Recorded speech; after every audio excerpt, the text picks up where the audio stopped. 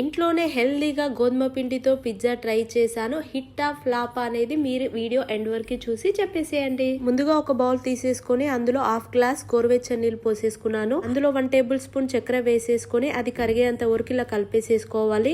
2 table spoon east వేసేసుకొని బాగా కలిపి ఒక 30 మినిట్స్ అయితే పక్కన పెట్టేసేసుకోవాలి. దాని వల్ల అది ఈస్ట్ ఇలా ఫామ్ అయ్యి యాక్టివ్ అవుతుంది.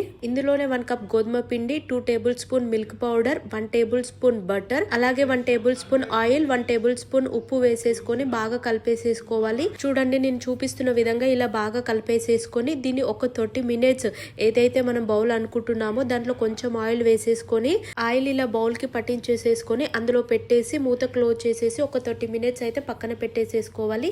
దానివల్ల పిండి అనేది డబుల్ అవుతుంది.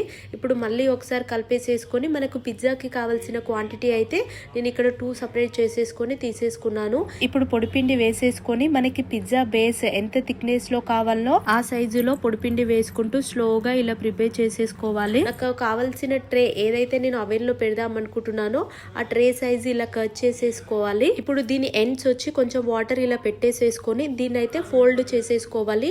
నేను వీడియోలో చూపిస్తున్న విధంగా రౌండ్ గా ఇలా ఫోల్డ్ చేసేసుకోవాలి. ఫోర్క్ తీసేసుకొని దీనిపై హోల్స్ ఇలా పెట్టేసేసుకొని ఇప్పుడైతే మనం ఏదైతే ట్రే తీసేసుకుంటున్నామో దానికి ఆయిల్ అప్లై చేసేసుకోవాలి. ఈ ట్రేలో పిజ్జా బేస్ పెట్టేసేసుకొని ఒక 30 మినిట్స్ పక్కన పెట్టేసేసుకోవాలి. ఇలా పక్కన పెట్టడం వల్ల పిజ్జా బేస్ డబుల్ అవుతుంది. ఇప్పుడు 10 మినిట్స్ ప్రీ హీట్ చేసిన అవెన్ లో పిజ్జా బేస్ అనేది మనం పెట్టేసేయాలి. మినిట్స్ తర్వాతకైతే మనకి పిజ్జా బేస్ అనేది ఇలా రెడీ అయిపోతుంది. ఇప్పుడు దీనిపైన పిజ్జా సాస్ అప్లై చేసేసుకొని ఇలా స్ప్రెడ్ చేసేసుకోవాలి. దానిపైన మొజిల్లో చీజ్ వేసేసుకోండి.